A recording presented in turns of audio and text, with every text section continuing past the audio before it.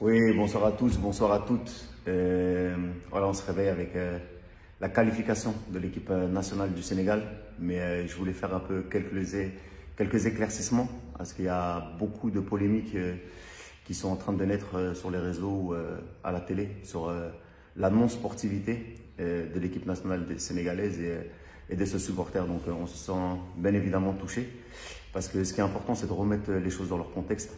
On est là en train de dire que les Sénégalais ont mal accueilli l'Égypte, ils ont été antisportifs avec les lasers. Mais la chose qu'il faut savoir, c'est qu'aujourd'hui, c'est une cause à effet, c'est l'arroseur arrosé. Voilà, il faut d'abord, avant tout, remettre les choses dans leur contexte. Le Sénégal, on est un pays accueillant. On nous connaît pour notre hospitalité, pour notre teranga. Et personne n'a été choqué ou scandalisé lorsque, au match aller, dans une atmosphère électrique, les Égyptiens, pour commencer, ont hué notre hymne national. Et ça, c'est quelque chose de très grave, parce que l'hymne national, on l'a toujours dit, on ne hue pas l'hymne national d'un pays. Ça ne se fait pas. Peu importe l'enjeu qu'il peut y avoir dans une confrontation entre deux pays frères, on n'hue pas l'hymne national du Sénégal. Ils ont insulté nos joueurs. Si vous voulez, on va vous ressortir les vidéos où ils ont insulté Sadio Mané, où ils ont insulté notre entraîneur, où ils ont, pendant tout le match, été antisportifs avec des lasers sur le visage de nos joueurs. Il y a beaucoup d'images qui ont été diffusées. Sur le but hors jeu qui a été marqué par Mohamed Salah, il y a eu beaucoup d'injustices. Et voilà, nous, on a fait que répondre, tout simplement. Parce que, vous savez, le Sénégalais, la Sénégalaise, il est gentil. Mais il ne faut pas prendre notre gentillesse pour de la faiblesse. Parce que, vous savez, c'est comme l'histoire de cet enfant à l'école qui va être gentil et qui va tout le temps se faire malmener par celui qui fait un peu le dur, il le tape, il le tape, il le tape. Mais le jour où l'élève gentil se rebelle, il le tabasse. Et après, on se dit, ah, j'aurais pas dû le provoquer. Et c'est exactement ce qui s'est passé avec le Sénégal, parce qu'on a eu ce sentiment d'injustice. Et la jeunesse sénégalaise, le peuple sénégalais s'est levé parce qu'il a été, on dirait, meurtri dans sa chair. Et donc voilà, il y a quelque chose qu'on n'a pas accepté. Et pour vous dire que ce n'est pas dans l'ADN et dans les gènes des supporters sénégalais de se comporter de la sorte. C'est des choses qu'on n'a pas envie de voir sur un terrain de football. Mais voilà, on a été éduqués de telle sorte que lorsqu'on prend une claque, on ne tend pas l'autre joue, hein, on se défend.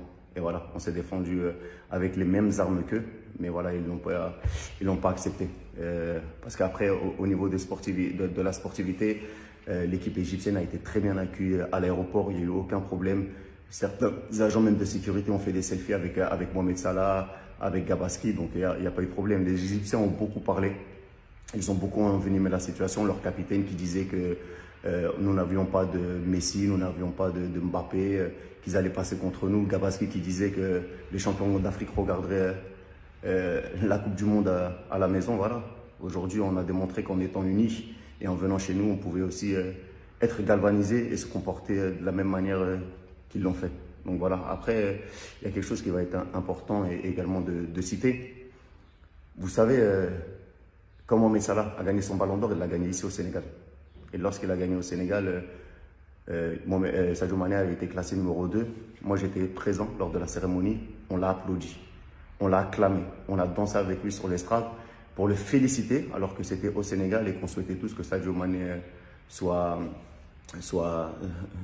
sacré ballon d'or ce soir-là. Mais on a fait preuve de gentillesse, on a fait preuve de respect, comme on le fera toujours lorsque cela est réciproque. Après, un petit message aux journalistes européens qui se disent scandalisés. Nous, ce qui nous scandalise, hein, c'est que vous, lorsque vous deviez primer nos stars africaines, lorsque vous ne mettez pas Edou Mendy dans le 30 du classement du Ballon d'Or à France Football, lorsque vous oubliez des personnes comme Sadio Mané, comme Riyad Mahrez, comme Salah, lorsqu'ils doivent gagner le Ballon d'Or, ça nous choque. Au-delà du fait que vous dites avec vos leçons de morale, oui, on doit rejouer le match, c'est pas correct ce qu'ils ont fait. Non, non, non, non, non. Occupez-vous de bien faire votre travail. Occupez-vous de mettre en valeur les joueurs africains, parce que c'est de ça qu'il s'agit. Nos stars africaines jouent dans vos continents et vous les ignorez année après année, année après année, année après année. Donc, ce qui se passe ici sur le continent, ça nous regarde nous.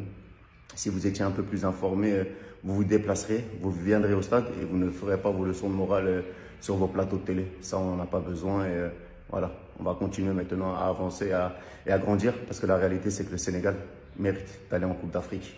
Elle mérite d'aller en Coupe du Monde. Elle est championne d'Afrique. Elle a démontré lors des 3 rencontres face à l'Égypte qu'on était la meilleure des 2 nations sur le terrain. Parce que les actes antisportifs, c'est l'Égypte qui l'a fait pendant les 3 rencontres. En finale de CAN, ils ont déjoué, ils ont fait que de la comédie, ils sont tombés par terre pour nous amener en séance de tir au but et on les a battus.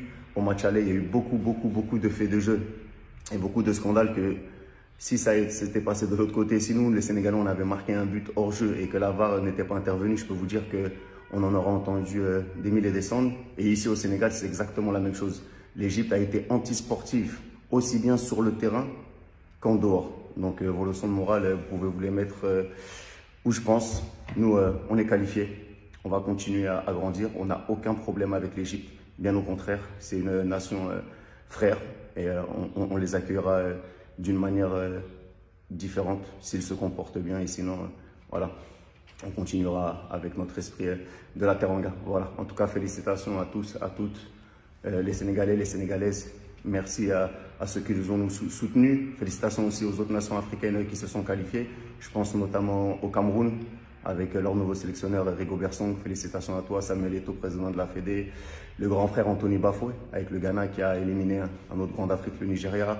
Bravo à nos frères marocains, qui également ont éliminé la RDC, une nation qu'on apprécie également.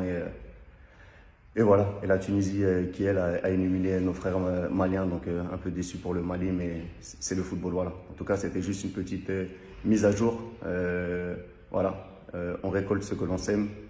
Paix à tout le monde, force, on est pour que le football africain grandisse. Et ce qui s'est passé au Sénégal, voilà, c'est juste une cause à effet. Et voilà, on est qualifié, on va en Coupe du Monde, on se retrouve au Qatar. Sénégal, REC!